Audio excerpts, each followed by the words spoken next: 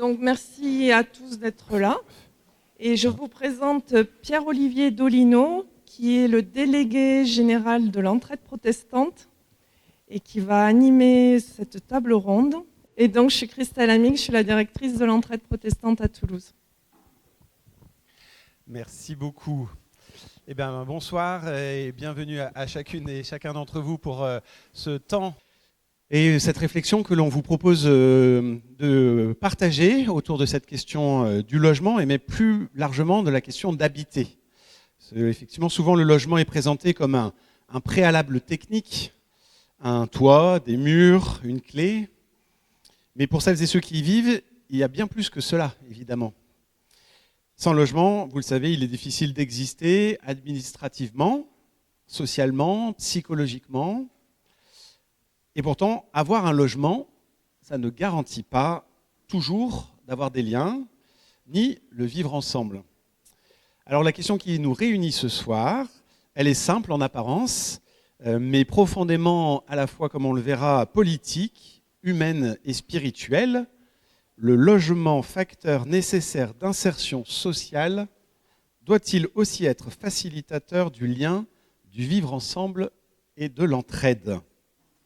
Alors pour répondre à cette question, nous avons choisi de croiser les regards, croiser différents regards, sous forme, je présentais ça aux intervenants, du sablier. On va partir du plutôt général sur une introduction d'anthropologie, pour ensuite rentrer dans le vif du sujet avec la dimension du logement social, vu par le bailleur, puis après de l'accompagnement, d'abord psychologique, puis ensuite l'accompagnement social, avant de réouvrir le sujet avec l'approche théologique et spirituelle. On va d'abord entendre chacun de nos intervenants apporter la contribution qu'ils ont prévu d'apporter au débat ce soir. Et puis après, nous aurons un temps d'échange avec vous et entre évidemment chacun des intervenants.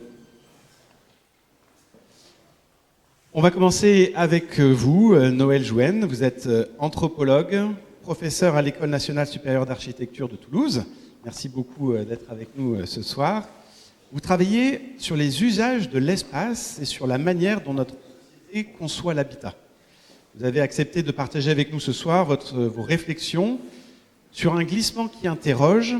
Le logement, dites-vous, est d'un besoin vital et social à une marchandise, et cela a des conséquences pour les publics les plus précaires. Alors voilà, la question qu'on a envie de vous poser, c'est comment ce glissement s'est-il effectué et avec quelles conséquences ?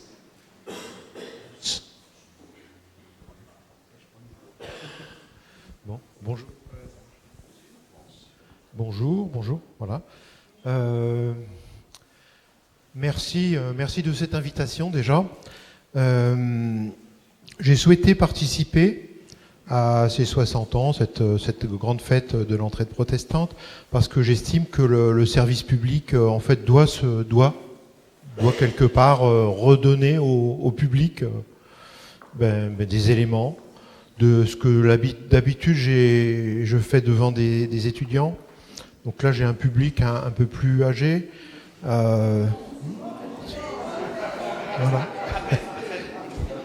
Et donc expérimenté. Donc alors je suis un peu mal à l'aise vis-à-vis de vous parce que on se connaît pas et du coup j'étais parti avec plein d'idées en fait, mais alors ça durait plutôt 2 heures et puis je me suis dit bon 10 minutes ça va être difficile. Alors je vais partir sur une dimension anthropologique en fait, l'homme, quels que soient les endroits où il va vivre sur la planète, a besoin d'un abri, a besoin d'une maison, on va dire, une maison, un habitat, et a besoin d'habiter. Mais ça, on voit ça chez les humains, on voit ça chez les plantes, on voit ça chez les animaux. En fait, tout ce qui vit sur Terre a besoin d'un lieu pour, dans les fonctions, se reposer. Et ça fonctionne pour la plupart des espèces végétales, animales, même si elles sont maltraitées. Les espèces végétales sont aussi maltraitées. Mais pour les humains, ça a fonctionné longtemps comme ça. où, grosso modo, on a besoin d'un logement, on le fait, et puis on demande, jusque dans les années 50, dans le monde rural, on s'entraidait pour construire sa maison, pour construire le toit, etc. Donc ça, c'est un phénomène, c'est pas forcément qu'un trait de l'humanité, mais chez les humains, ça fonctionne comme ça. Et puis, à un moment donné, ça c'est le constat en fait. On ouvre la radio, on nous dit bon, on n'a pas suffisamment de logements sociaux.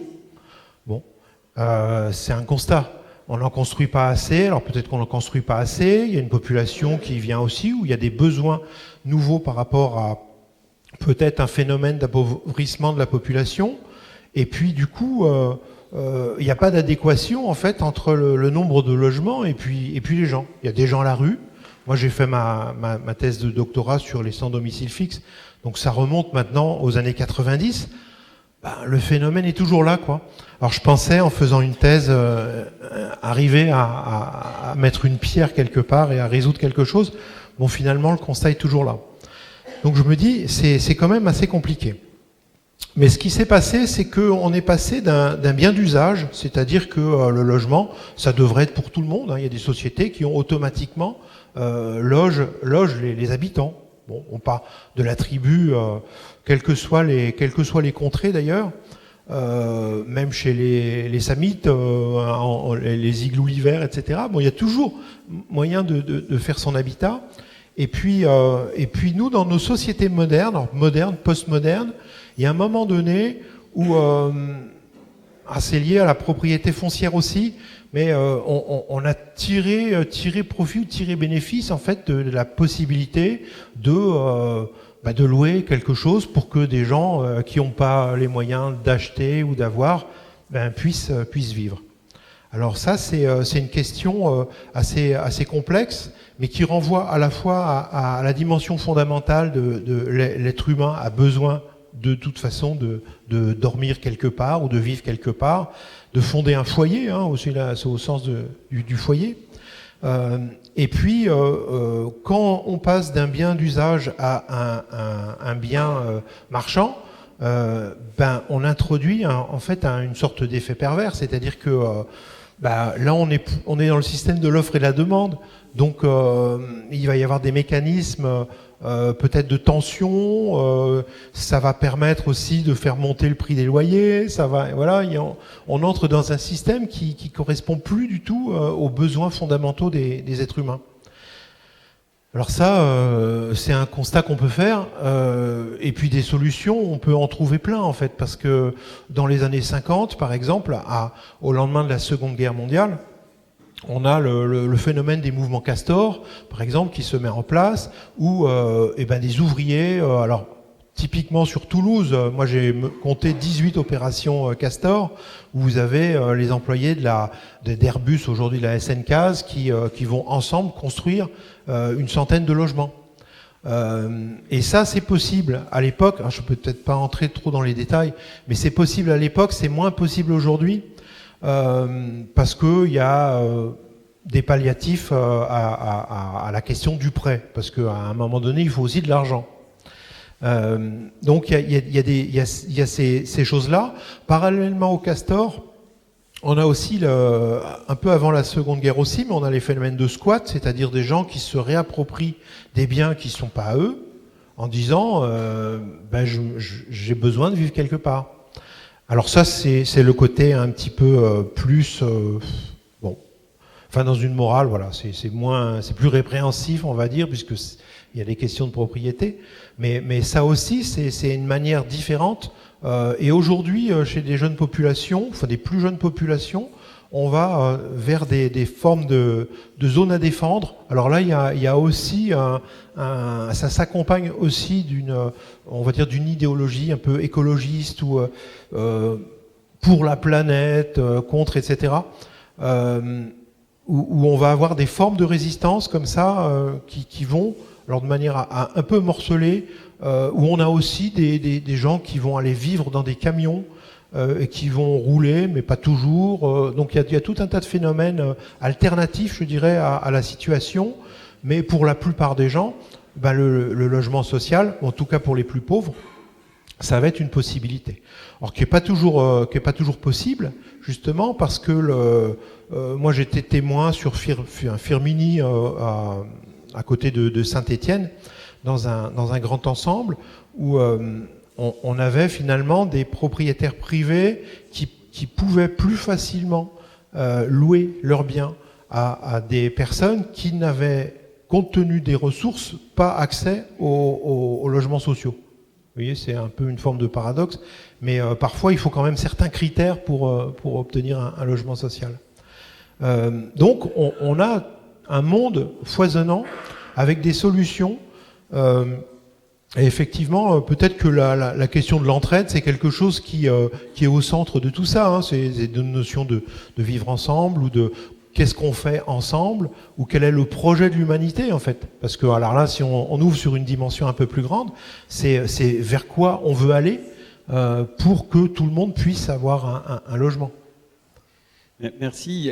Peut-être dans les minutes là, qui nous restent, justement, qu'est-ce que vous auriez envie encore d'apporter justement peut-être sur ces alternatives qui se construisent? Et qu'est-ce que ça dit du coup du rapport au logement?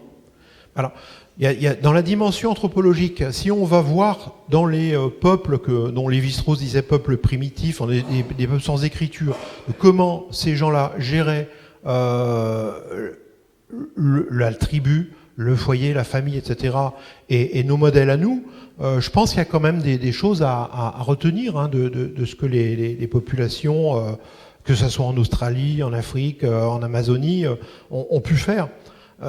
Aujourd'hui, l'argent, en fait, ça pourrit un peu tout, quoi. Donc, on est devant des choses comme ça. Tant qu'on ne peut pas trouver des solutions, par exemple, la loi Quillot de 48 qui permettait de figer le loyer. Bon, des choses comme ça, et donc il y a des mesures, à la fois des mesures politiques, ça c'est évident, des mesures financières aussi, et peut-être une prise en compte du fait que dans la peut-être une dimension spirituelle, mais dans la vie, c'est pas forcément l'accumulation du maximum de bénéfices ou de profits qui va faire que les gens vont être heureux en fait. Et peut-être qu'il y a des clés comme ça à trouver. Alors c'est à chacun aussi de faire ce chemin. Mais j'ai pas forcément de solution très directe parce que moi je suis pas un programmateur ni bailleur, etc. Donc, mais quand on va voir soit dans l'histoire, soit dans l'histoire de l'anthropologie, on voit que jusqu'à présent, en fait, en gros au 19e, même début 20e siècle, les gens ont trouvé des solutions. Aujourd'hui, on n'arrive plus à trouver des solutions, alors que, bon, on va dire qu'on peut trouver de l'argent aussi, quoi.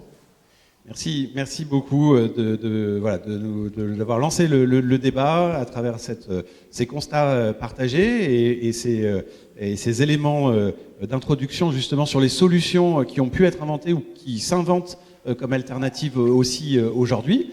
Ça va permettre de faire justement la suite justement sur les solutions que l'on recherche, parce que face à ces questions, à ces difficultés introduites notamment par la marchandisation du logement, effectivement, qui est devenu un bien, comment on peut concrètement, quelles sont les institutions, que peuvent apporter concrètement les institutions, notamment les bailleurs et le logement social. Et pour répondre à cette question, nous nous tournons maintenant vers vous, Stéphanie Herrales. Vous êtes directrice générale adjointe de Patrimoine SA Languedocienne et vous dirigez l'Amandier, des acteurs de l'économie sociale et solidaire, qui déploie une palette d'activités pour répondre justement à ces enjeux de la pluralité des parcours de vie pour les personnes notamment les plus fragiles. La question que l'on a envie de vous poser, c'est comment ces dispositifs de proximité, des projets résidentiels innovants permettent de répondre à ces enjeux et de faire du logement non seulement un droit, mais aussi un levier concret de solidarité, de vivre ensemble. Alors d'abord, je vais vous remercier de m'avoir invité à cette table ronde. Je suis très honorée d'intervenir devant cette jeune assemblée. Toujours une question de proportion. De repère. Alors effectivement, mon témoignage, c'est celui du bailleur social. Et il me semble que pour répondre à votre question et introduire mon propos, il serait bon de redéfinir et de revenir sur la conception française du logement social. Alors notre sujet ce soir, c'est pas de s'émouvoir de la crise immobilière historique à laquelle nous assistons, ni de se demander quels sont les leviers véritablement pour développer l'offre de logement et l'offre de logement social. C'est pas ça le sujet. Néanmoins, moi je voudrais rappeler qu'en 1995, on a institué le logement comme étant un droit constitutionnel. C'est ce qu'on appelle le droit au logement opposable. Donc les demandeurs de logement en France peuvent devenir des justiciables devant l'État lorsqu'ils n'ouvrent pas droit à un logement. C'est pas tout à fait rien quand même comme droit. Il me semble que dans les éléments de présentation et de contextualisation de notre sujet, c'est essentiel de le rappeler.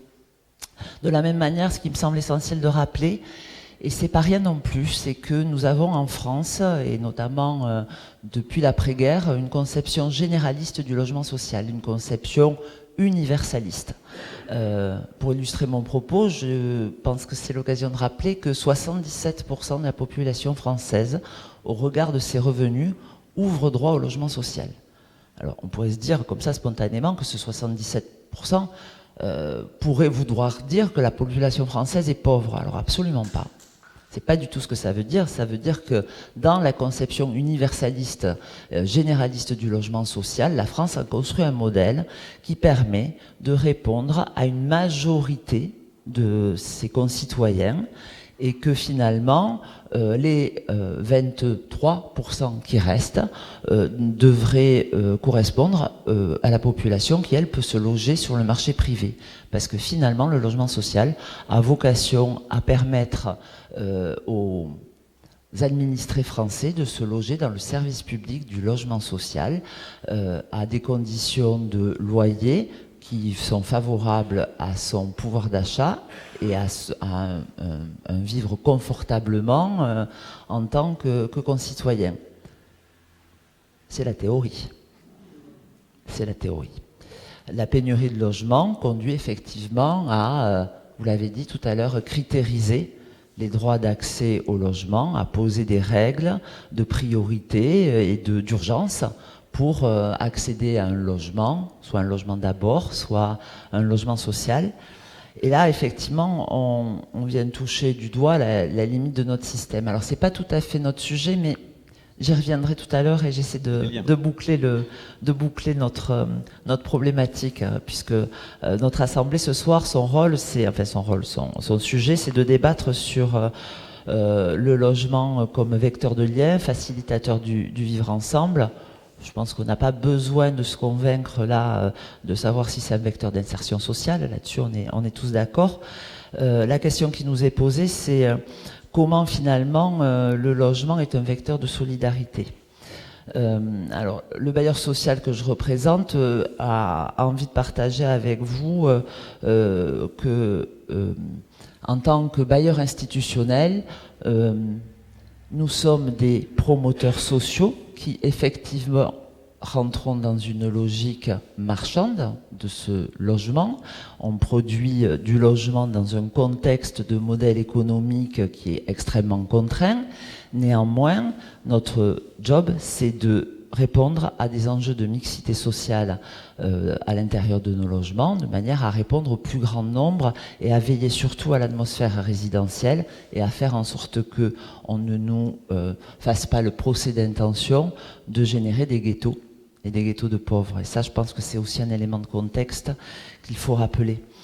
Très opérationnellement, très pragmatiquement, je voudrais témoigner de ce que Patrimoine investit au bénéfice de ces atmosphères résidentielles, de cette qualité du vivre ensemble à l'intérieur de ces logements. Et je vais d'abord, de manière très opérationnelle, vous parler de nos organisations de proximité. C'est au travers de la qualité de gestion et de la façon dont le bailleur est au plus près de ses habitants. Et j'insiste sur le terme d'habitants. Ce ne sont pas des locataires, ce sont des habitants qui occupent des espaces de vie au-delà du logement, auprès desquels, finalement, grâce à cette organisation de proximité, on va pouvoir diagnostiquer des situations de fragilité, des situations qui nécessitent de l'accompagnement, qui nécessitent que le bailleur organise autour un ensemble de services et un ensemble de prestations qui permettent de répondre aux besoins de ses habitants. Au travers de ces diagnostics, qui sont permis par ces organisations de proximité, par le lien extrêmement étroit que le bailleur entretient avec ses habitants, Patrimoine a créé 2 outils dont je souhaite vous parler. Le premier, que j'ai le plaisir et l'honneur de diriger sous la présidence de Daniel Charras, que je salue, qui est avec nous, s'appelle l'Amandier. C'est une association qui porte 3 types d'activités essentielles qui sont à la fois facilitatrices de cette gestion de proximité du bailleur, mais aussi qui sont des outils d'amélioration de ce lien social, de ce vivre ensemble qui est notre sujet ce soir.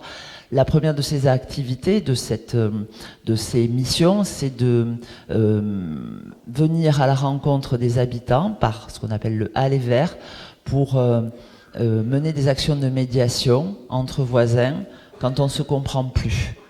Je vous le disais, ça, c'est quand même un sujet essentiel de la qualité de l'atmosphère résidentielle. C'est comment on est capable d'accompagner le fait de mieux se comprendre. Et l'Amandier réalise ces actions de médiation auprès de ces voisinages qui ne se comprennent plus. La deuxième mission de l'Amandier, c'est évidemment l'accompagnement social au travers de nos travailleurs sociaux qui interviennent auprès des ménages en grande difficulté et qui vont solliciter des accompagnements sur la parentalité, sur les addictions, sur des troubles de santé mentale comme le syndrome de Diogène par exemple. Et la troisième mission de l'Amandier, qui est très illustrante de cette question du lien social, c'est ce qu'on appelle un peu, dans notre jargon, l'ingénierie sociale et urbaine. Alors c'est un bien gros mot pour dire qu'on travaille sur des projets de vie résidentielle, des projets d'animation de pied d'immeuble, qui sous prétexte de ces animations, finalement, nous permettent de créer des moments de convivialité entre habitants. Et ce sont des outils prétextes, cette convivialité, que je préfère 1000 fois au terme de vivre ensemble, pardonnez-moi. On est en Occitanie, nous, on parle de la convivientia. Et le vivre ensemble s'adresse souvent au public les plus fragiles. On ne parle pas de vivre ensemble dans le quartier des Chalets ou Côte Pavée, alors que la convivialité, ça s'adresse à tout le monde. Donc ces outils prétextes de convivialité, quand les gens se connaissent, nécessairement, le lien, la solidarité, l'entraide émergent beaucoup plus facilement. Et tout d'un coup, c'est plus le sale gosse du 4e qui est surexcité, c'est le petit Kevin qui demain fête son anniversaire. Voilà. Et l'Amandier, au travers de ces actions, permet cette convivialité, permet cette interconnaissance au sein des résidences qui fait que les gens vivent mieux. Le second outil dont je veux vous parler, qui travaille aussi sur ces questions d'atmosphère résidentielle, de lien, de lutte contre le sentiment d'abandon des habitants, c'est le groupement interquartier de tranquillité et de sûreté. C'est un groupement qui permet par de la présence en horaire décalé, en fin de journée, en début de nuit, d'aller à la rencontre de nos habitants dans une sorte de continuum de gestion sur les quartiers les plus compliqués, sur les quartiers qui sont aux prises avec ce qu'il est malheureusement convenu d'appeler désormais le narcotrafic. Et là, on travaille aussi sur le lien, on travaille sur la réassurance, sur la lutte contre ce sentiment d'abandon, mais aussi sur le lien institutionnel. Ça permet, là aussi, de créer de la solidarité et de l'entraide. Un dernier exemple. Un exemple extrêmement emblématique pour nous, ce sont et je crois que vous en avez parlé tout à l'heure, nos résidences intergénérationnelles. Parmi ces résidences intergénérationnelles qui reposent toutes sur la participation de nos habitants à des projets de vie résidentielle, des projets de vie résidentielle qui s'incarnent dans des salles communes. Il faut un outil pour que les gens se voient, pour créer du lien et de la convivialité. Et ça, c'est la salle commune. Je voudrais faire référence à une résidence particulièrement exemplaire que nous avons livrée il y a 2 ans maintenant, sur le quartier Guillaumet, qui s'appelle l'Envol, qui est un très bel exemple de résidence inclusive, puisque dans une résidence de près de 80 logements, on va trouver à la fois du logement intergénérationnel, donc du logement familial et du logement à destination des seniors, mais aussi une résidence sociale et une pension de famille. Alors on a monté cette opération en partenariat avec un de vos confrères, je crois qu'on peut le citer, j'ai le droit, c'est Habitat et Humanisme. Et pour le coup, cette résidence nous donne raison sur le fait que quand on travaille à un projet de vie résidentielle avec les habitants, qu'on est capable de définir des règles de vie commune et qu'on a un outil pour le faire. Encore une fois, ce sont ces espaces communs qui mettent en responsabilité les maîtres d'ouvrage que nous sommes et les architectes qui nous accompagnent à la création et la conception de nos résidences. On réussit à produire des choses autour de comment on fait se rencontrer les gens dans la différence et comment ça enrichit une dynamique sociale. Je vais conclure, si vous permettez. Allez. Juste pour vous dire que les illustrations que je partage avec vous, les investissements lourds financièrement, mais qui sont des choix stratégiques pour mon entreprise, dans ces outils au bénéfice du lien, au bénéfice de l'atmosphère résidentielle et de la qualité de vie de nos habitants, ce sont aussi des outils pour banaliser la place du logement social, pour faire en sorte que le logement social devienne... en tout cas, viennent lutter contre cette image et ces poncifs qui font que, dans l'esprit collectif, et vous le savez bien, HLM est synonyme de dysfonctionnement. Et tous ces outils, finalement, qui permettent de créer du lien, de créer de l'atmosphère résidentielle, c'est une façon de travailler sur la banalisation du logement social et l'acceptabilité du logement social. Et quand on travaille sur l'acceptabilité du logement social, on fait un petit pas vers une amélioration du volume de développement parce que tout d'un coup, les maires nous font un peu plus confiance et on se dit qu'on a là un levier de production plus importante du logement social au bénéfice du plus grand nombre. Merci beaucoup. Alors c'est pas un mot de conclusion, puisque au contraire, ça permet là encore d'avancer un peu dans notre réflexion, puis on reviendra sur ces éléments. Mais merci d'avoir introduit comment, au-delà du logement, vos organisations, votre institution trouvent des leviers pour justement favoriser alors, la solidarité, alors peut-être au-delà du vivre ensemble, la convivialité. Peut-être qu'on pourrait évidemment ici parler d'entraide. On pourrait même utiliser le mot compagnonnage, voilà, des endroits où on partage le pain, on partage le concret, le vécu. Ce sont des leviers, ces leviers, l'entraide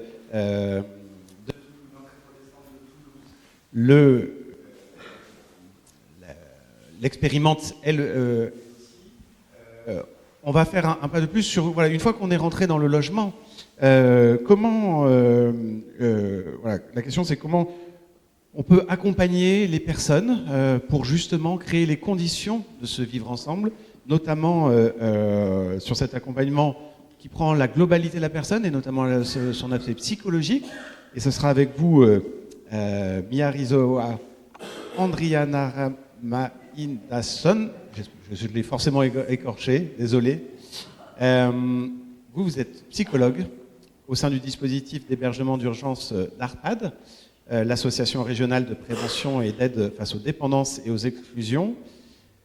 Vous articulez prévention, soins, hébergement, insertion pour accompagner les personnes à retrouver une liberté de choix et une indépendance de vie dans ces logements. Au sein de ce dispositif, vous travaillez sur la manière dont les personnes sans domicile ou très fragilisées peuvent progressivement habiter un lieu.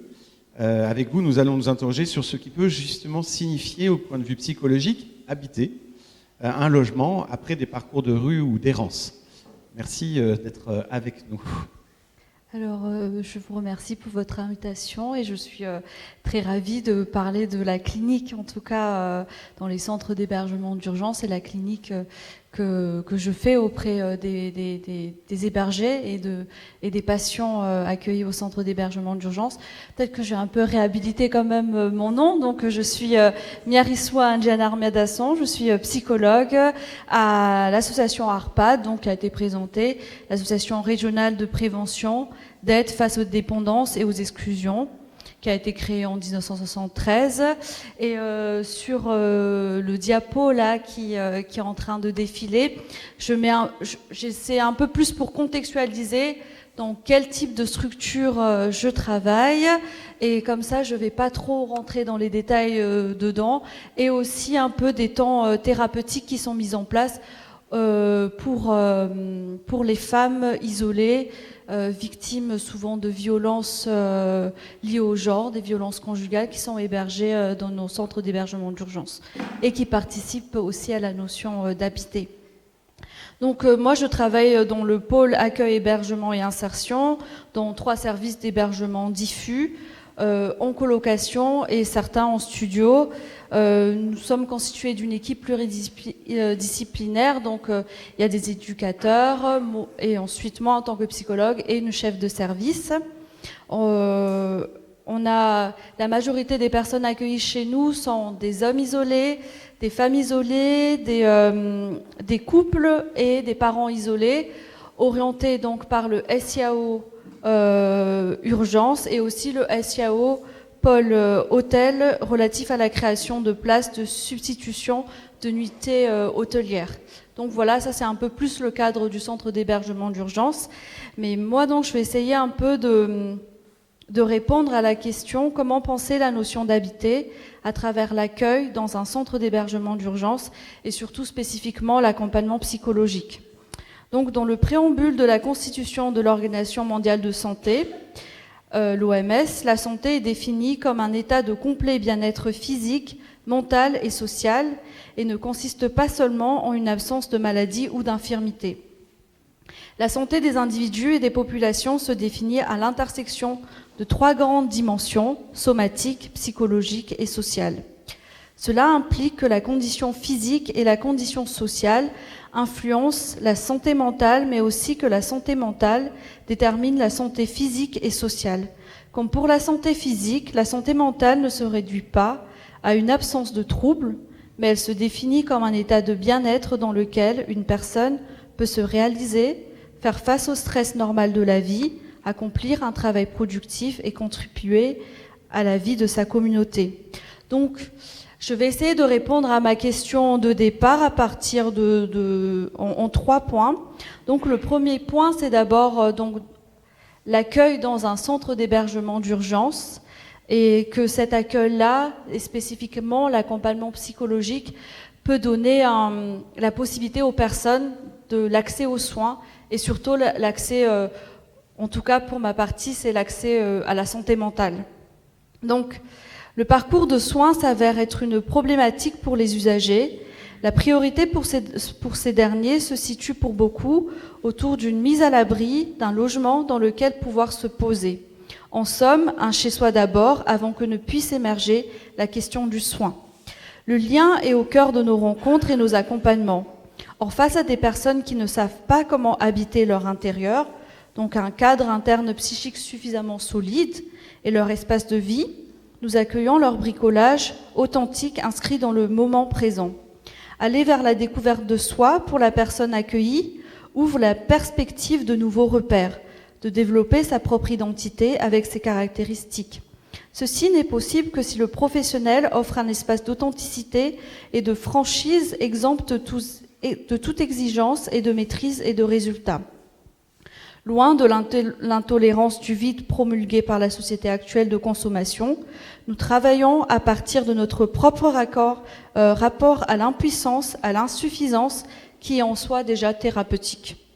Dans une logique du cas par cas, nous apprenons de la personne elle-même comment lui parler et l'accepter là où elle en est. Il s'agit en effet de laisser ouvert un espace d'invention dans la relation. C'est à partir de cette rencontre que nous pouvons proposer notre expertise et notre accompagnement. Dans le cadre thérapeutique, nous sommes à l'écoute d'une parole singulière, imprévisible et incalculable dans ses effets. Notre intervention vise à favoriser un espace de subjectivation, de faire advenir de la personne quelque chose qui fasse signe sous forme de plainte, question, demande et symptômes. Donc nous nous mettons à disposition du public. Faire offre de parole, c'est proposer un creux dans lequel la personne peut venir déposer et construire un dire. L'idée est de ne pas proposer uniquement une prise en charge jalonnée d'étapes préconçues où il serait question de vouloir pour l'autre à la place de l'autre.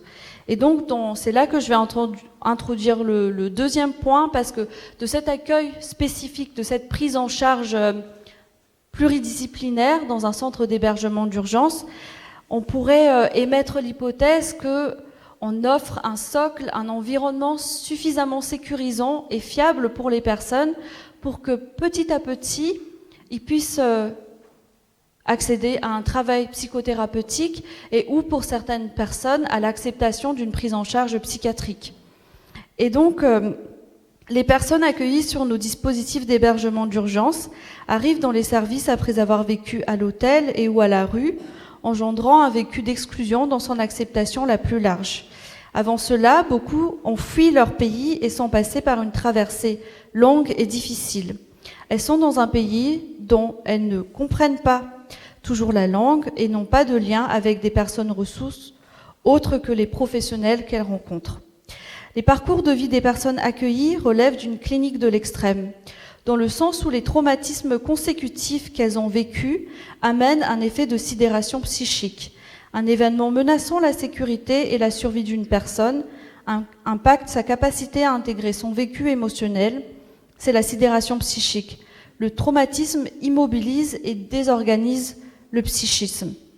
Certaines personnes ayant trouvé des lieux et des personnes ressources, donc c'est un peu l'hypothèse d'un centre d'hébergement d'urgence, d'un lieu d'hébergement d'urgence qui devient lieu ressource, font la demande d'un travail psychothérapeutique sur leur traumatisme. L'environnement étant suffisamment sécure, un travail de réappropriation de l'histoire de vie peut se mettre en place de manière efficiente. Dans la relation thérapeutique, on constate qu'une forte majorité de personnes entament un travail de travail psychothérapie afin d'apaiser leur souffrance. Ceci démontre que les personnes sont désireuses d'aller vers un mieux-être et s'engagent en ce sens. Et donc, pour la dernière partie, c'est vraiment sur ce côté de un environnement suffisamment fiable et sécurisant. On offre, donc les centres d'hébergement d'urgence tentent et essaient d'offrir un environnement suffisamment, un socle, un base suffisamment fiable qui permettent donc aux personnes de pouvoir aussi nommer, penser, questionner la notion d'habiter. Qu'est-ce que c'est la confrontation au réel d'habiter dans un centre d'hébergement d'urgence, souvent en colocation. Il y a quelques personnes qui sont seules, mais la majorité sont en colocation. Donc là, je pars plus de l'expérience de comment j'éprouve les consultations psychothérapeutiques avec ces personnes.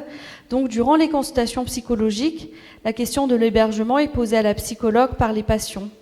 Il ne s'agit pas de donner une réponse à une problématique dans le logement, mais plutôt d'amener le patient à élaborer sur les conflits intrapsychiques générés par la confrontation avec le lieu d'habitation.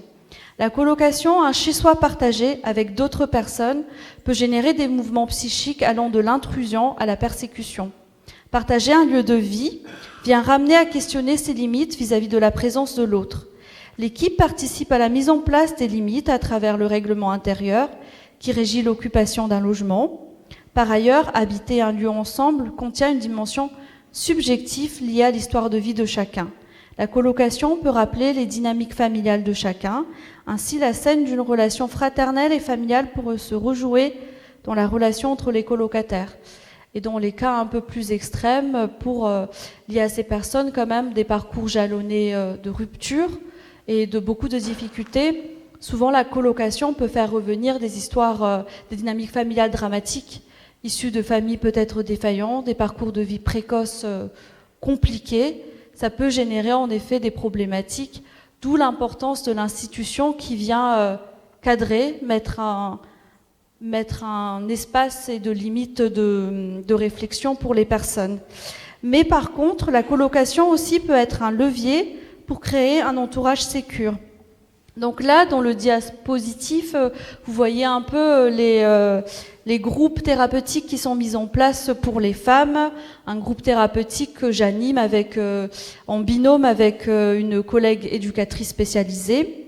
Et dans ces groupes-là, quand même, les colocations, donc habiter, une autre manière aussi de voir habiter la colocation. Pour certaines personnes, notamment celles ayant vécu des vécus traumatiques communs, la colocation devient un lieu d'ancrage qui participe au bien-être des personnes accueillies. Par exemple, les femmes accueillies ayant vécu des violences conjugales et basées sur le genre, la présence d'autres femmes les aide à renouer des liens sécurisants et suffisamment bienveillants. Certaines femmes peuvent verbaliser l'importance de partager un logement avec d'autres femmes, car pour certaines, vivre seule ravive la peur et le sentiment d'insécurité. Donc, en conclusion de tout ça, la notion d'habiter pour les personnes qui ont vraiment des parcours jalonnés par des ruptures, beaucoup de violences et de traumas, pour que puisse venir, en tout cas, l'espoir d'une autonomie plus tard, il y a quand même cette nécessité de la place d'une institution qui vient d'abord donner un socle suffisamment sécurisant pour les personnes, pour qu'ensuite ils puissent aller dans des logements autonomes et pouvoir aussi déjà avoir un cadre intérieur à soi suffisamment solide pour pouvoir habiter un lieu, un intérieur matériel, un cadre. Voilà. Merci beaucoup pour ce témoignage qui nous introduit encore plus dans ce sablier de la manière d'accompagner les personnes et de faire émerger cette capacité à vivre ensemble. Moi, je retiens l'intervention, j'espère que je ne traduis pas mal, mais que face, j'ai noté cette phrase, vous me direz si c'est juste, mais que face à l'intolérance du vide, nous essayons de faire émerger une parole singulière et que pour cela, il faut un cadre, j'ai noté, fiable. C'est à la fois sécurisant, mais aussi de confiance. Et ça, je pense que c'est quelque chose, à mon avis, qui viendra, parce que pour nous, quelque chose qui résonne particulièrement. Alors, dans cette expérience justement des solutions que l'on invente, des dispositifs que l'on met en place pour favoriser la rencontre,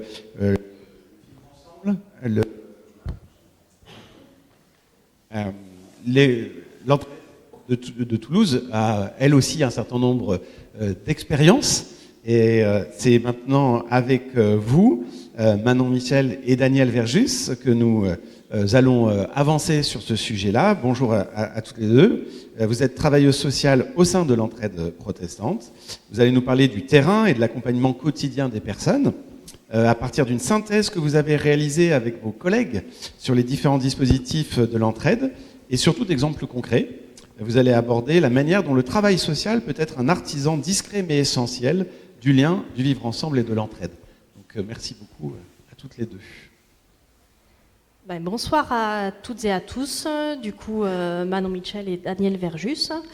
Du coup, avant de vous faire la synthèse des différents dispositifs de l'entraide sur la question du lien, du vivre ensemble et de l'entraide, nous souhaitons rappeler brièvement combien l'accès au logement reste une condition essentielle pour permettre à chacun de retrouver stabilité et dignité. Le logement n'est pas seulement un espace où l'on vit, c'est un point de départ pour se reconstruire, s'insérer et retrouver une place dans la société. C'est à partir de cette réalité que nous allons présenter à deux voix comment, au sein de notre association, les différents dispositifs mis en place ne se limitent pas à offrir un hébergement ou un logement, mais cherchent également à travailler le lien social, le vivre ensemble et l'entraide entre les personnes. Pour commencer, le dispositif du bail glissant est l'un des dispositifs où on travaille un petit peu moins directement la notion du lien social et de l'entraide. Il est axé essentiellement sur un accompagnement individuel centré sur l'accès et le maintien dans le logement. Mais c'est un dispositif qui aborde très fortement la question du vivre ensemble à travers les relations de voisinage, notamment les conflits liés au bruit, les difficultés de cohabitation, le respect des règles de copropriété. Ce sont souvent ces situations parfois compliquées qui nous permettent d'aborder la communication, le respect d'autrui ou la gestion des tensions. Encore dernièrement, nous accompagnons une famille issue de la communauté des gens du voyage qui a toujours vécu en caravane qui connaît parfaitement les codes du vivre ensemble communautaire, la solidarité, l'entraide, l'organisation collective et une grande cohésion entre proches.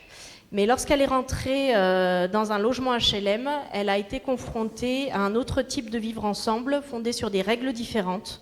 Le respect des parties communes, la gestion du bruit, l'allée et venue des proches ou l'occupation des paliers. C'est dans ces moments-là que nous essayons de travailler à notre échelle le vivre ensemble, le rappel des règles et les conséquences que cela peut avoir sur son maintien dans le logement.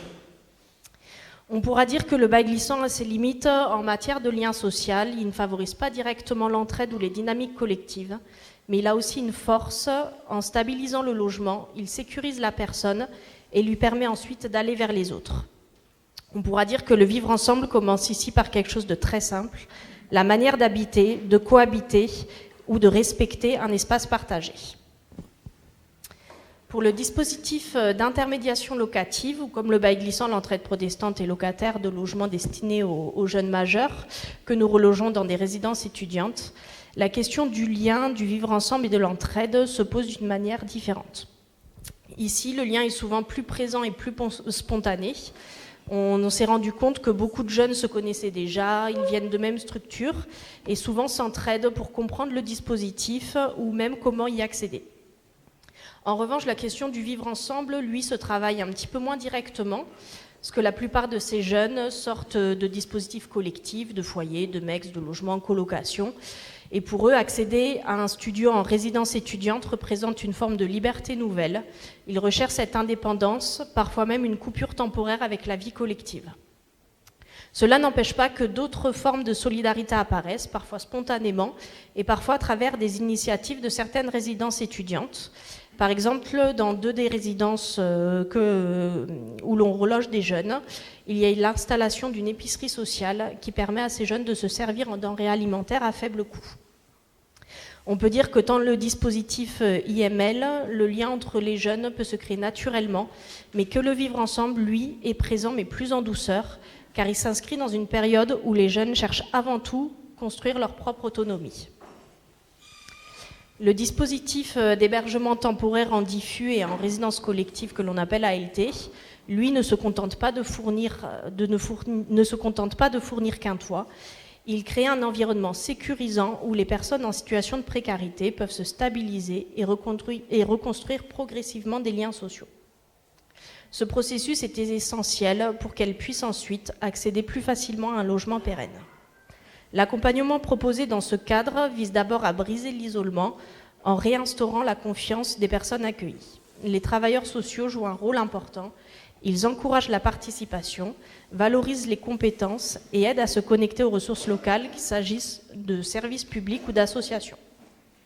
L'objectif est de leur redonner les moyens de s'impliquer activement dans leur environnement social. En parallèle, le vivre ensemble est un élément fondamental dans ce dispositif. Des règles collectives claires sont mises en place pour garantir le respect et la bonne entente entre les personnes hébergées. Des moments de médiation, comme les conseils de maison ou des instants conviviaux pour favoriser les échanges entre eux, permettent de créer un véritable esprit de solidarité. Au sein de ce cadre sécurisant, des formes d'entraide se développent naturellement. Les personnes s'entraident de manière informelle, que ce soit pour partager du matériel, échanger des compétences, ou encore pour s'offrir du soutien au quotidien, comme par exemple la garde entre voisins ou le remplacement pour les tâches collectives. Ces gestes de solidarité ne sont pas seulement pratiques, ils contribuent à renforcer l'estime de soi et à créer un véritable réseau de soutien. D'ailleurs, beaucoup de personnes hébergées restent en contact une fois sorties du dispositif, ce qui témoigne de la pérennité de ces liens et de l'importance de cet accompagnement dans leur parcours vers un logement stable. Les professionnels qui gèrent ce dispositif jouent un rôle essentiel en garantissant le bon fonctionnement de cet ensemble. Ils facilitent la communication au sein de la résidence et soutiennent chaque personne de manière individuelle en les encourageant à s'impliquer dans leur propre accompagnement. Ainsi, ils deviennent acteurs de leur parcours, ce qui les aide à retrouver une autonomie, à valoriser leurs compétences et à s'intégrer plus facilement dans la société. En résumé, ce dispositif fonctionne comme un tremplin permettant aux personnes accompagnées d'accéder à un logement autonome tout en les aidant à retrouver des repères sociaux et à développer un réseau de solidarité qui les soutiendra bien au-delà de leur hébergement temporaire.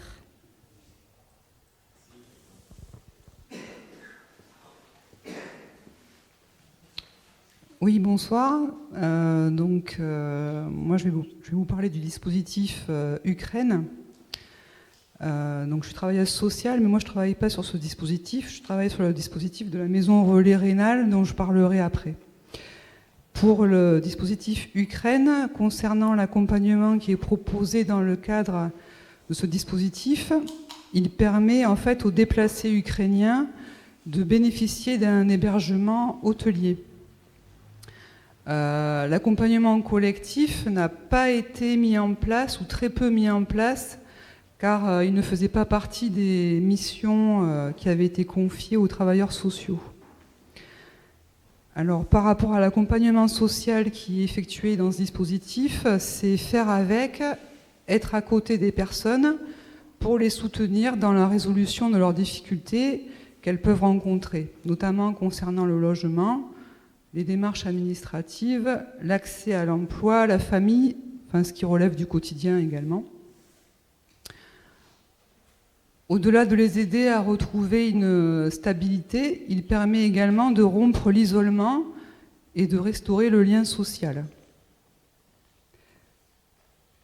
Alors, l'accompagnement qui est effectué peut se faire individuellement, en accompagnant chaque personne dans ses démarches, ses difficultés et ses projets, mais aussi collectivement, à travers des ateliers, des groupes de parole ou des chantiers qui favorisent le vivre ensemble, car ces ateliers permettent de l'échange, un partage d'expériences et également de l'entraide.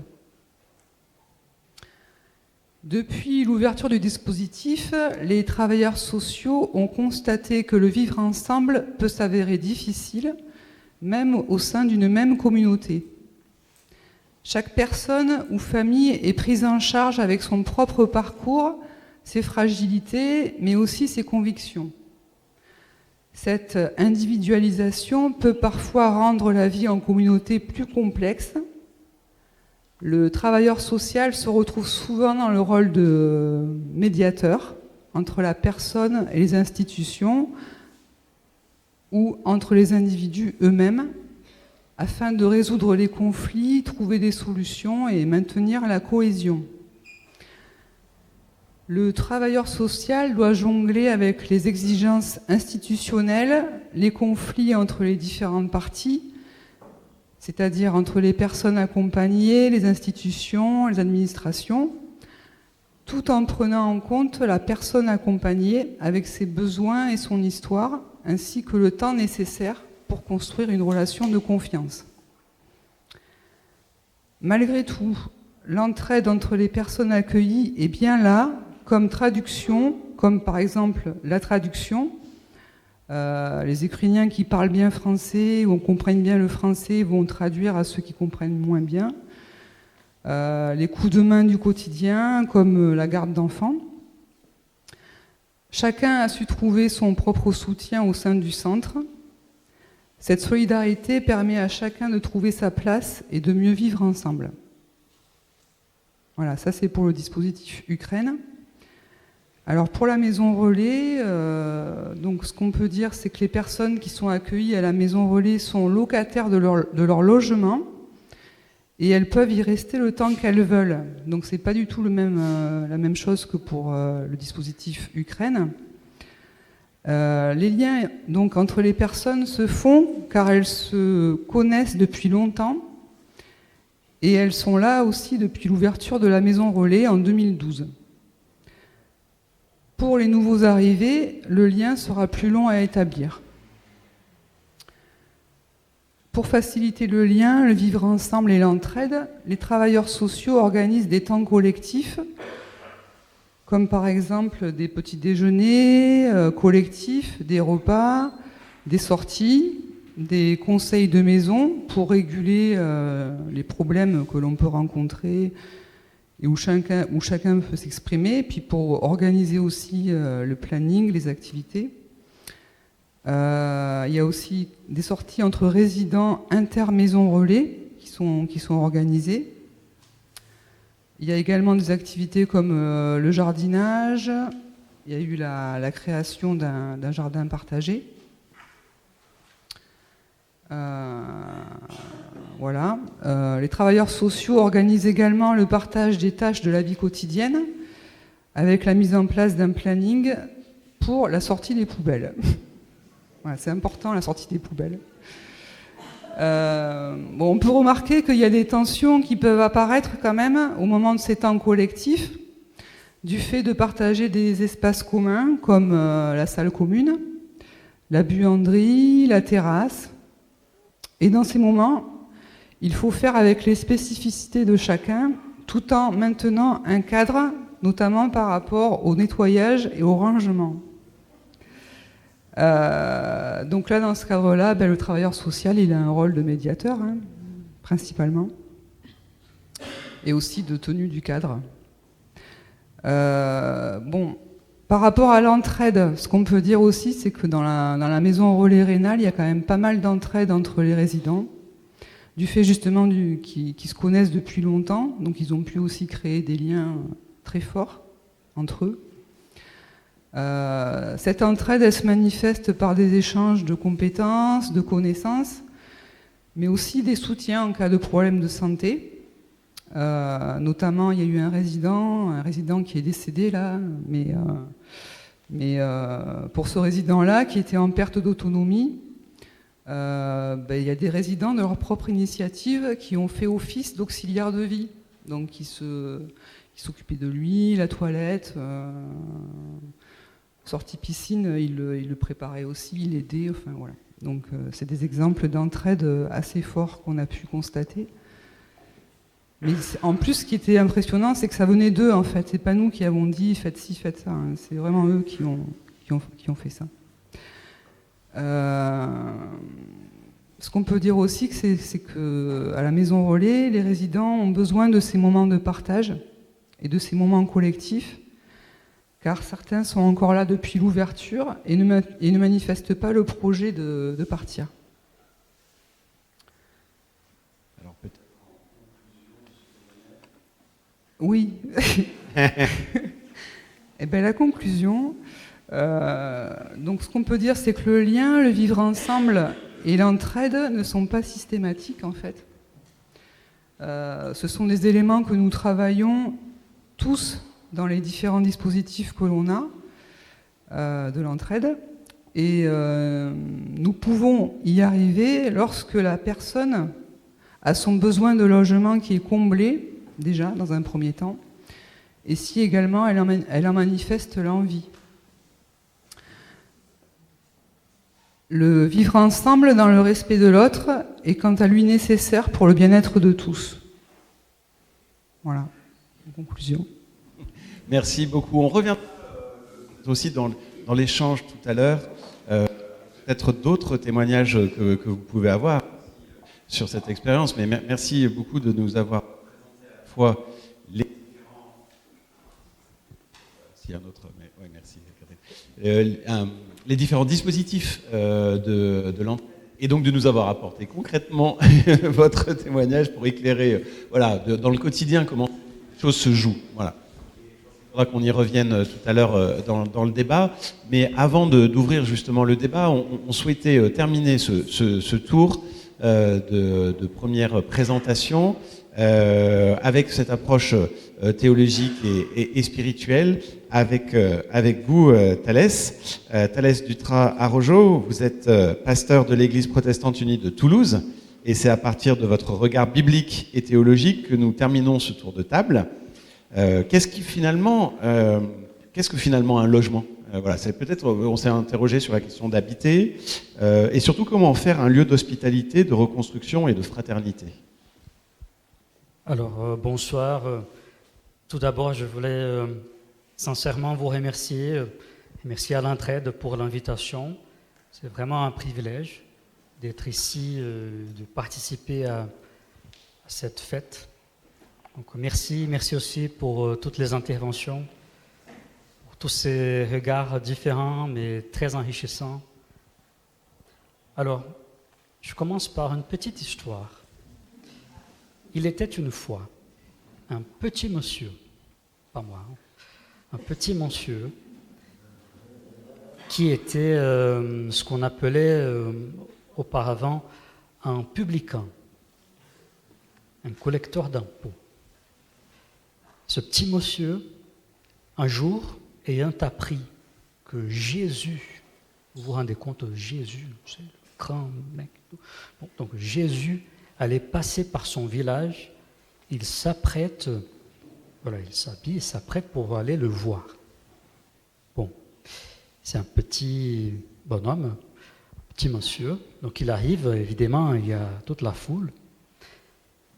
Il monte sur un arbre pour voir ce fameux Jésus. Et bon, il se trouve que voilà, il est petit, il a trouvé un arbre, il est monté, et par hasard, ou pas, Jésus le voit, l'aperçoit, et dit écoute, descends, je viens aujourd'hui chez vous, chez toi. Il a accueilli Jésus, le gars. Alors, cet homme a été transformé. Évidemment, c'est un récit biblique, ça parle de transformation. Cet homme a été transformé. Tout cela pour dire que, d'abord, loger n'est pas habiter. Et habiter, évidemment, c'est pas l'habitation, la maison n'est pas seulement le lieu où l'on habite, mais aussi où l'on devient. Alors, on va faire un petit voyage dans le temps. Pour les hébraïsants qui sont présents, vous savez, la Bible a été écrite en hébreu et en grec, l'Ancien et le Nouveau Testament. Pour les hébraïsants, en hébreu, maison, on dit bête. C'est la deuxième lettre de l'alphabet hébraïque. Et en fait, on retrouve ça aussi dans pratiquement toutes les langues sémitiques.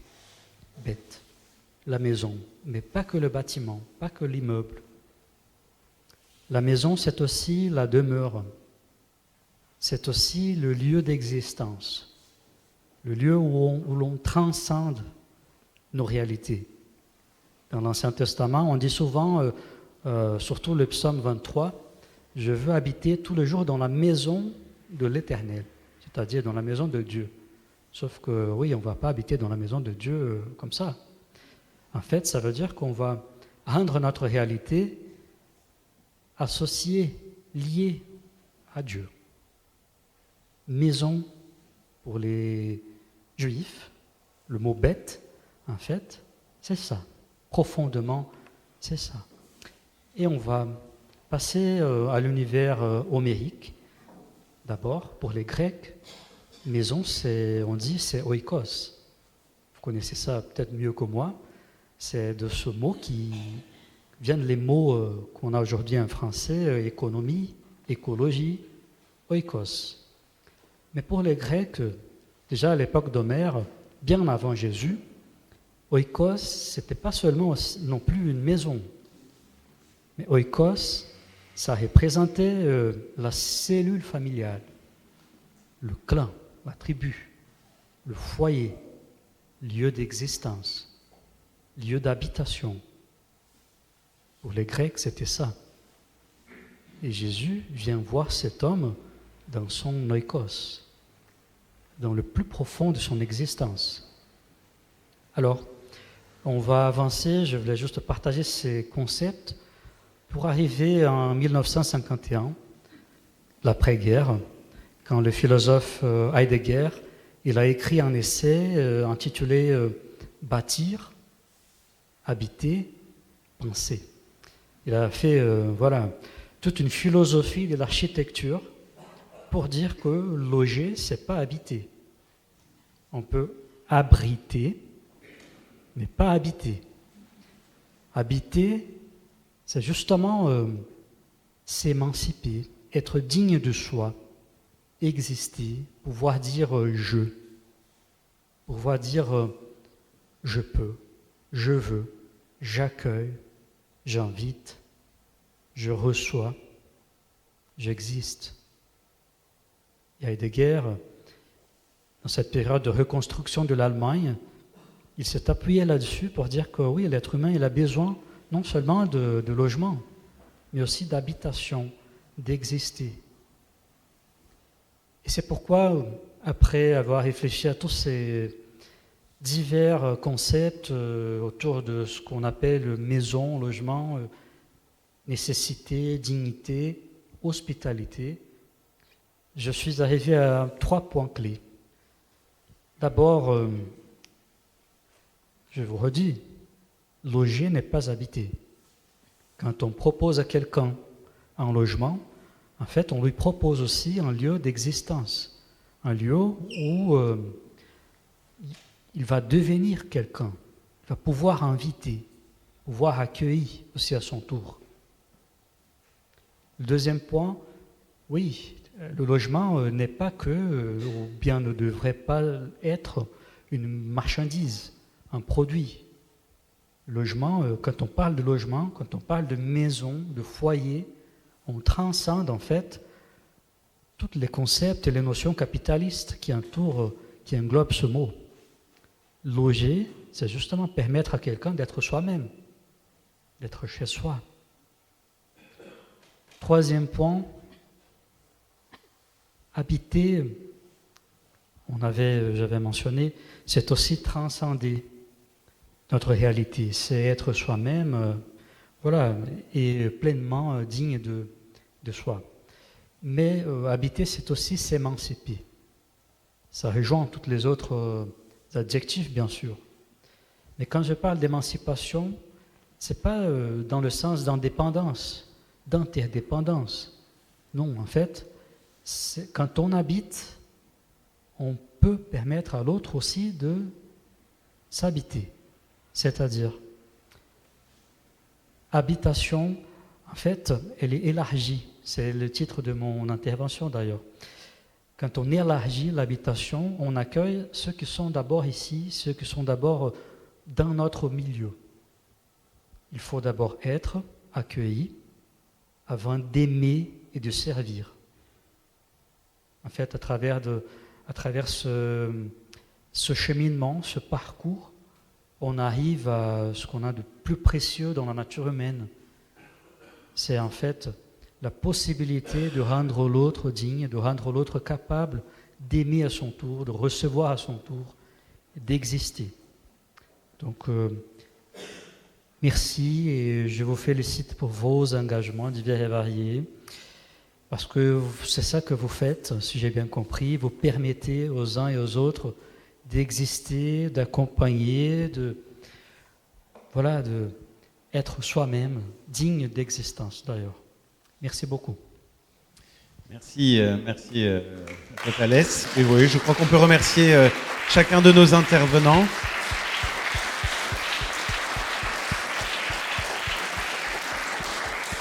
Pour cette première introduction au débat qui nous a montré combien fournir un logement, c'est pas simplement un lieu où s'abriter, pour reprendre ce qui vient d'être dit, mais un lieu à habiter, rendre habitable le logement à habiter, pour paraphraser de nouveau la Bible.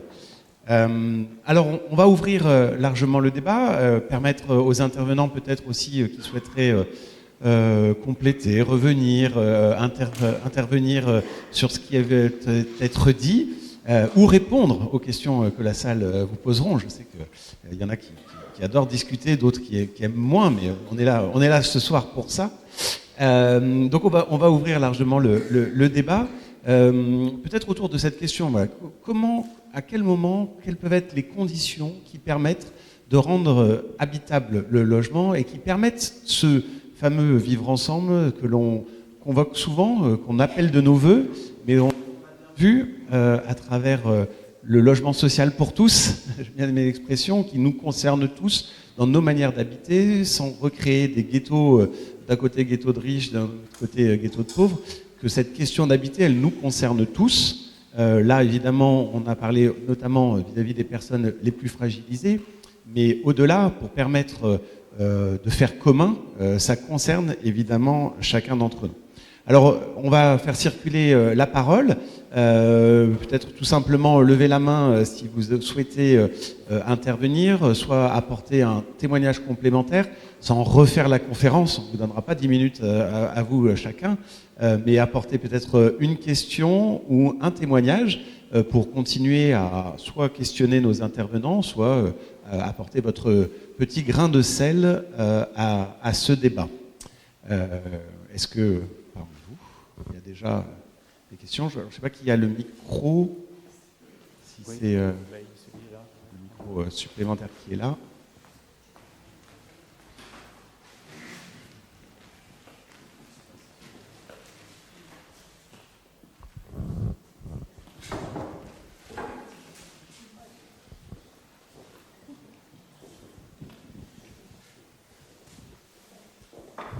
Alors le temps que ça se chauffe pour les uns et pour les autres, toujours pareil, c'est toujours le premier question qui commence. Moi j'en ai évidemment pour nos intervenants, alors sinon on va repartir avec eux, et à moins qu'il y en ait peut-être qui avaient déjà des envies de rebondir, mais sinon je trouvais qu'à la croisée de ce qui a été apporté tout début sur l'anthropologie et le logement social, je reviendrais bien avec vous un temps sur cet enjeu finalement de comment faire du logement, alors là à travers le logement social, mais en fait un logement pour tous, et les enjeux qui nous concernent tous autour de ce droit d'usage. Voilà. Comment peut-être à la fois de manière anthropologique, juridique, avec les contraintes juridiques et économiques que l'on connaît, qui sont des réalités dont on ne peut pas complètement faire fi, faire du logement aujourd'hui un enjeu du vivre ensemble. Si vous aviez envie peut-être de rebondir.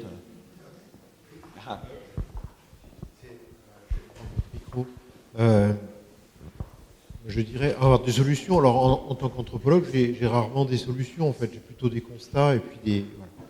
Puis je vais un peu voir à droite à gauche. Moi, il me semble qu'aujourd'hui, ce qui serait le plus proche des questions qu'on se pose, c'est l'habitat participatif, en fait. C'est-à-dire faire sa maison ensemble avec d'autres. C'est pas seulement la famille, mais c'est aussi des groupements de familles. Bon, sur Toulouse, il y a plusieurs exemples comme ça, notamment sur Ampalo. Bon, l'exemple que ma voisine indiquait tout à l'heure, qui est tout à fait... plutôt, qui revient plutôt de l'exception, parce qu'il n'y a pas non plus énormément de choses comme ça, même si ça se développe. En même temps, je réfléchis. Alors, les architectes pensent... alors, celui-là, il a du mal. De l'habitat intergénérationnel, de l'habitat participatif, de l'habitat où en fait les preneurs d'habitat sont aussi preneurs du projet. C'est-à-dire voilà, on fait avec. Moi, il me semble que ça, c'est les formes les plus innovantes. Alors, tout à l'heure, on a aussi évoqué la question de population migrante, déracinée, hein, le rapport aux racines aussi, comment retrouver des racines voilà, quand on les a perdues. Donc il y a des choses qui sont, pour moi en tout cas, quasiment insolubles. Ça paraît difficile, mais il y a des tentatives. Donc l'habitat participatif, c'est pareil, ça fonctionne bien sur je dirais la première génération des gens qui ont conçu, mais quand les gens s'en vont et sont remplacés, etc., ben, ça a quand même plus de mal à se mettre en place, à tourner. Alors ça passe aussi par l'espace commun. Donc sans ces espaces-là, ben, il ne peut rien se passer en fait, parce qu'il faut des lieux. Alors dans les années, à partir même des années 60-70, quand on construit des logements collectifs et qu'on ne prévoit pas de salles communes, ben voilà, on arrive à des situations où les gens finissent par s'organiser parfois. Nous, par exemple, on fait des cafés des voisins. Bon, maintenant, les repas des voisins, ça fait quand même une trentaine d'années que ça existe. Bon, il y a des choses comme ça pour créer du lien, quoi. Donc il faut des espaces prévus pour. Alors peut-être que justement sur cette question d'aménagement de l'espace, vous de votre place pas d'aménageur, mais en tout cas de bailleur social, en partie J'ai envie de vous répondre du micro au macro. Je vais reprendre ce que dit mon voisin sur effectivement comment par la création des espaces on arrive à créer des moments d'animation, de convivialité, de lien, et l'habitat participatif, l'habitat intergénérationnel effectivement fait partie de ces leviers-là. Force est de reconnaître que c'est un modèle de production effectivement confidentiel, mais qui, dans le milieu professionnel que je représente, a quand même valeur d'exemple et vient réformer nos pratiques professionnelles. Je vous disais tout à l'heure à quel point nos organisations de proximité sont essentielles dans le lien à nos habitants, et ce que leur accompagnement permet de créer du lien entre les habitants eux-mêmes. On a dans ces opérations qui ont valeur d'exception, tout simplement des sources d'inspiration, et on sait aujourd'hui que au bénéfice du cadre de vie de nos habitants, de l'atmosphère résidentielle, évidemment aussi de la facilitation de gestion pour le bailleur, ce sont des leviers essentiels qui permettent de créer le champ de solidarité et d'entraide qui est notre thématique. Ça, c'est le micro. Je vais rester un instant sur l'habitat participatif parce qu'il a beaucoup occupé ma vie professionnelle antérieure. Il y a une chose qui est quand même assez notable dans les dynamiques d'habitat participatif, où on invite les futurs habitants à travailler sur la conception de leur logement. Et alors, il existe des opérations d'habitat participatif strictement privées, mais quand elles sont de grande dimension, et l'habitat collectif participatif s'adosse en général, je dis bien en général, sur la maîtrise d'ouvrage des bailleurs sociaux. Et il y a quelque chose de très commun à ces opérations et à la façon dont les habitants s'impliquent et conçoivent les espaces communs. Alors, je vous ai parlé de la salle commune, on peut parler des jardins partagés, on peut parler des toitures aménagées, mais il y a une chose que je trouve extrêmement illustrante, c'est que pour la plupart, d'abord ce sont des logements traversants, donc on n'est pas dans une organisation de l'habitat collectif avec le couloir au centre des parties communes qui distribuent les logements de part et d'autre, parce que les habitants travaillant sur la qualité d'usage de leur logement, ils savent à quel point le logement traversant est un logement nécessairement plus agréable à habiter. J'ai envie de dire bouilloire thermique, et effectivement c'est des modèles de conception qui rafraîchissent la qualité d'usage du logement, mais c'est pas ça qui est essentiel. C'est que ces logements traversants permettent de faire de la conception d'espaces communs sur coursive. Alors à Toulouse, les coursives, pour ceux qui travaillent sur le quartier du Mirail, c'est une résonance un peu délicate, mais il n'empêche que la plupart des opérations d'habitat participatif collectif sont distribués, les logements sont distribués par des espaces communs extérieurs qui s'appellent des coursives, et que là on a symptomatiquement quelque chose dans la conception qui illustre le besoin des gens de se croiser, de se parler, de créer des endroits où finalement ils font convivialité et donc terreau d'entraide et de solidarité. Je trouve que c'est assez intéressant de voir comment la conception, le bâti, vient parler à... Je sais pas, je me permets, mais l'anthropologie humaine, peut-être, je vais peut-être un peu loin, mais il y a quelque chose comme ça. Et sur le micro, ce que je voudrais partager avec vous, c'est qu'il y a une responsabilité nécessairement de la puissance publique à générer un modèle de production de la ville qui génère l'entraide. Et je voudrais qu'on s'arrête un instant sur la conception de la mixité sociale, si vous le permettez. Oui. On investit beaucoup sur cette idée de la mixité sociale comme étant vertueuse. Et on a envie tous que ça fonctionne, la mixité sociale, bien évidemment. Moi, je voudrais témoigner du fait qu'il y a une échelle de déclinaison de la mixité sociale. Et une échelle à partir de laquelle la décliner, c'est venir générer des niveaux de tension, et presque, je crois que vous en témoignez, c'est-à-dire qu'on n'obligera pas des gens qui ne se ressemblent pas à vivre ensemble au plus près de l'intime qu'est le logement. On ne déclinera pas la mixité sociale à l'échelle de la cage d'escalier, à l'échelle peut-être même de la résidence. La mixité sociale, c'est pas l'affaire de l'immeuble, ou en tout cas pas de la cage d'escalier. C'est l'affaire de l'îlot urbain, c'est l'affaire de la puissance publique. La mixité sociale, c'est un enjeu de l'école, c'est un enjeu de l'hôpital, c'est un enjeu des transports, c'est un enjeu du marché de plein vent, c'est un enjeu des espaces extérieurs, c'est un enjeu de vie collective. mais ce n'est pas une injonction à faire à l'échelle de l'habitat qui est l'intime de l'individu et qui vit comme une violence le fait qu'on le mette sous injonction de vivre avec ses dissemblables, trop dissemblables. Je le livre à votre réflexion. Merci beaucoup, ça fait peut-être réagir. Oui, je vois, ça y est, des mains qui commencent à se lever. C'est vrai que voilà, le vivre ensemble, on l'a entendu aussi tout à l'heure dans les exemples très concrets, ça se décrète pas.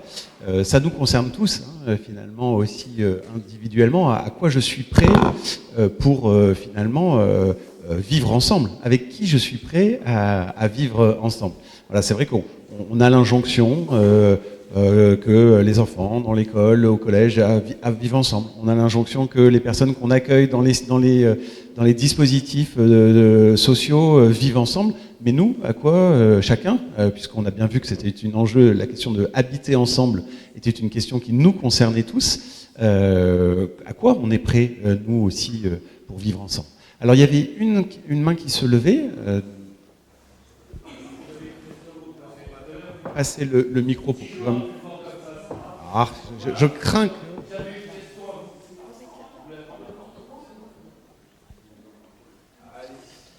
Donc la question, c'est tout à l'heure, vous disiez qu'il faut faire des logements et c'est à l'État finalement de faire bien ces logements.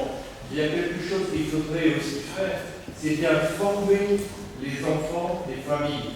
Parce que ça manque beaucoup. J'ai vu des cas formidables où la ville avait décidé de faire un immeuble pour tout le monde et un immeuble social. Les immeubles sociaux ont été habités tout de suite. C'était avant. Personne n'est venu acheter dans les immeubles pour tout le monde. C'est exactement ce que vous disiez. On ne peut pas contraindre les gens à vivre dans un milieu qu'ils n'ont pas supporté. Oui, alors peut-être que ça fait réagir. Oui, allez-y, et puis on apportera d'autres éléments. Je sais pas s'il y a d'autres. Je crois que votre illustration, votre exemple, il vient percuter mon ambition tout à l'heure, qui est une proposition de lutter contre l'image du logement social qui serait nécessairement névralgique. Il ne l'est pas. Et j'ai envie de vous donner quelques éléments statistiques. Ma société est sous ma responsabilité. J'ai la chance d'avoir 15 000 logements de Saint-Jean-de-Luz à Montpellier. 27% de ce patrimoine est situé en quartier prioritaire de la politique de la ville, qui, comme vous le savez peut-être, se détermine à partir du seuil de pauvreté.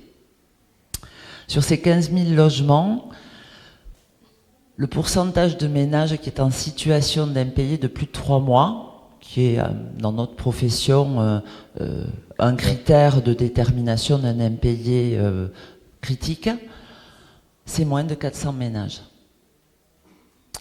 Dans ma profession, et celle que j'ai le bonheur d'exercer de dirigeante de cette association qui est l'Amandier, dans ce que je vous expliquais tout à l'heure du travail de nos travailleurs sociaux, le pourcentage de ménages parmi les 15 000 logements que Patrimoine a sous responsabilité qui ont besoin de l'accompagnement social de nos travailleurs sociaux, qui ont un travail extraordinaire, absolument nécessaire, extrêmement gratifiant, ô combien usant, c'est moins de 400 ménages.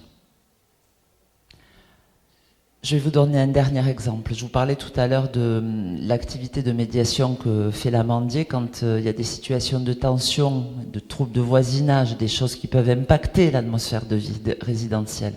Sur les 15 000 logements que gère Patrimoine, c'est 180 ménages.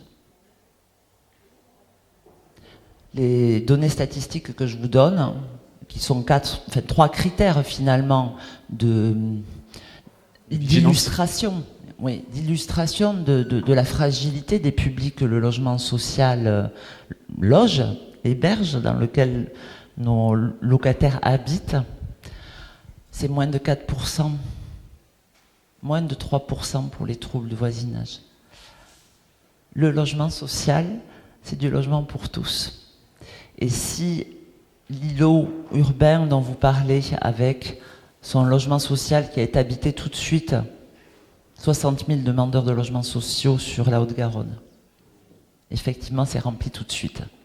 Et si les logements de la promotion privée qui sont à côté n'ont pas été habités tout de suite par effet répulsif d'une proximité de voisinage du logement social, c'est qu'il faut que tous ensemble, parce que le logement social c'est d'abord de l'entraide collective, de la solidarité, on travaille à la banalisation du logement social, à une réhabilitation de son image. Merci.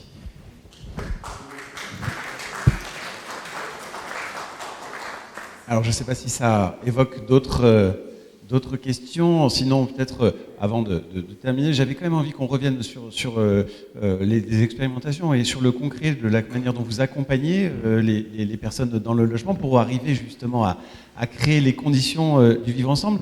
À la croisée de cet accompagnement psychologique et social, comment vous articulez vos missions, comment chacun est à sa place pour avoir une complémentarité qui permet justement à chacun de trouver sa place, aussi bien travailleur social, salarié, accompagnant, et aux personnes, parce que vous nous l'avez dit, finalement, la solidarité, l'entraide, elle surgit parfois sans qu'on l'ait cherché, parfois on la pousse et elle ne surgit pas.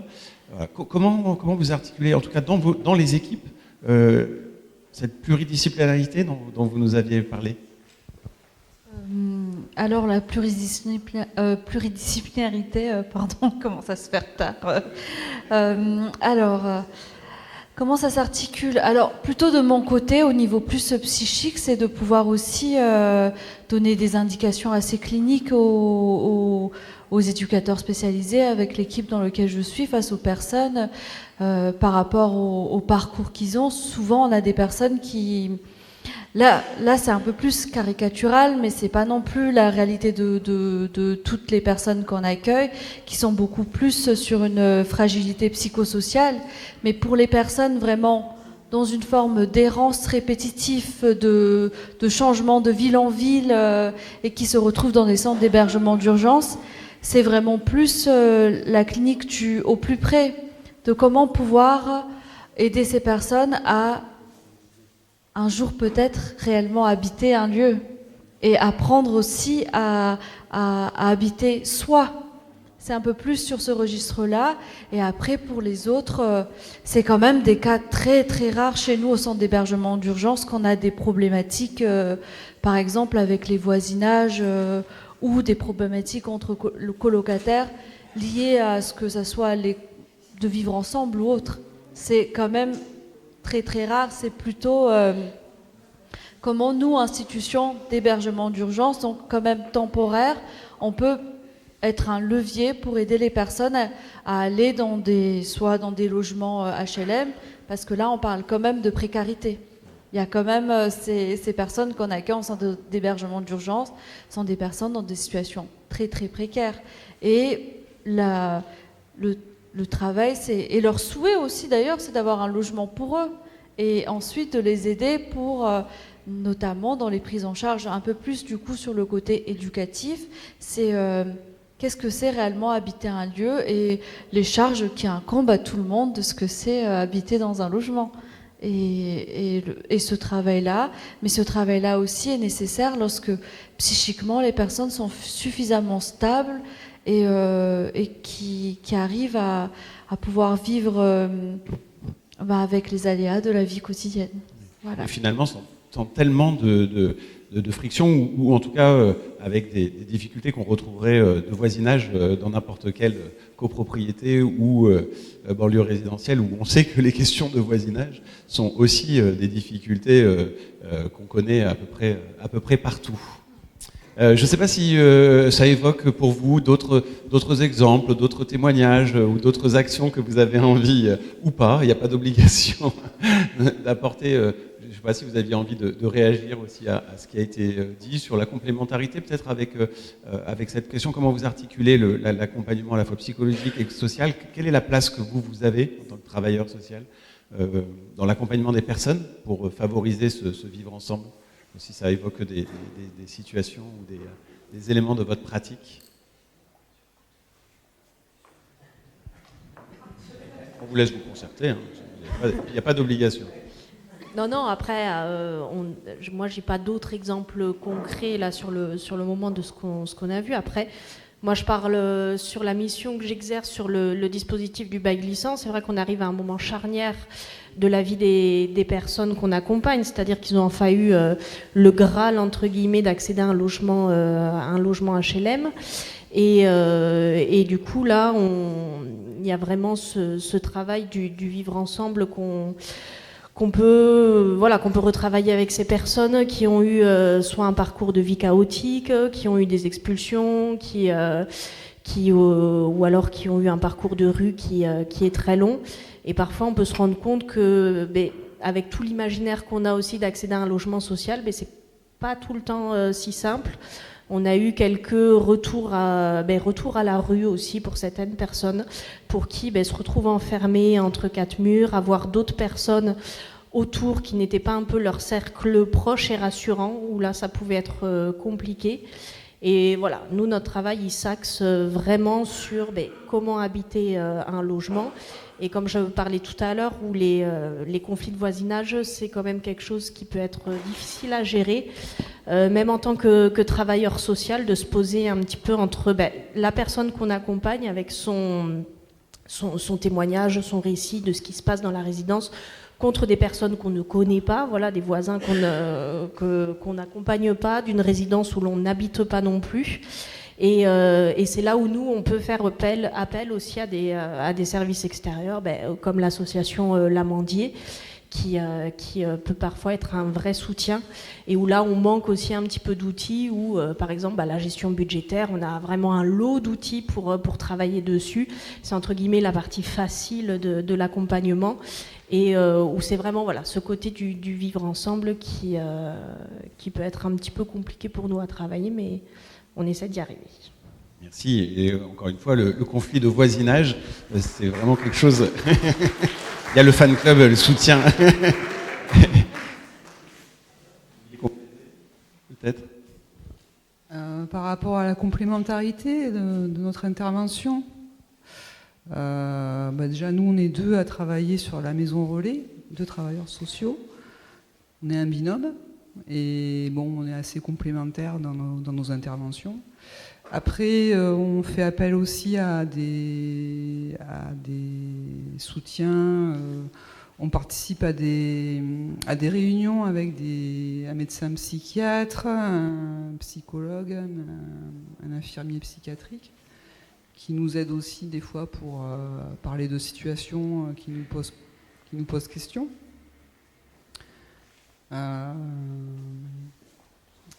En gros, après, on a d'autres partenariats, d'autres compléments avec d'autres associations. Et sur cette production du vivre ensemble, ou sur cette tentative de s'appuyer sur cette complémentarité pour qu'est-ce que ça produit? En fait, je comprends pas votre question. Je suis désolée. Non, mais vous auriez pas ces outils-là, à quoi vous seriez empêché, ou qu'est-ce que ça vous permet, qu'est-ce que ça vous donne comme levier dans votre pratique du quotidien? Ça nous donne des outils pour mieux gérer certaines situations qui sont tendues, prendre du recul, essayer de trouver des solutions qui peuvent marcher ou ne pas marcher aussi, parce que des fois on est confronté aussi à des individualités qui veulent pas qu'on les aide et qui refusent une aide et le vivre ensemble, c'est pas toujours évident, et on est aussi, des fois ça marche et des fois ça marche pas, quoi. Merci. Non, mais c'était ça. Le vivre ensemble, c'est pas quelque chose, encore une fois, qui se décrète. C'est, je crois, ce qu'on aspire, ce dont qu'on souhaite concrètement, qu'on puisse vivre ensemble, rendre habitable la terre habitée, mais ça ne se décrète pas. Et dans le logement social, dans le logement adapté, comme dans n'importe quel logement, les conflits de voisinage peuvent être heureusement pas la norme, mais ça arrive. Peut-être pour... Je sais pas si ça te évoque des éléments, mais ça me faisait réfléchir, ce conflit de voisinage, de voisins, on est souvent en conflit, on a du mal à aller avec l'autre, à une autre cage d'escalier, on a du mal. Et en même temps, c'est souvent avec notre plus proche que le conflit se crée. Alors, voilà, terminer. Voilà, s'il y avait un élément que tu retiens peut-être du débat pour favoriser ce vivre ensemble de nos voeux, ce serait quoi? Alors, si je peux, en fait, en vous écoutant, je pensais en fait, voilà, le logement, l'habitation est un prolongement de soi-même. Donc en étant un prolongement de soi-même, je pense qu'on peut penser en des termes d'architecture.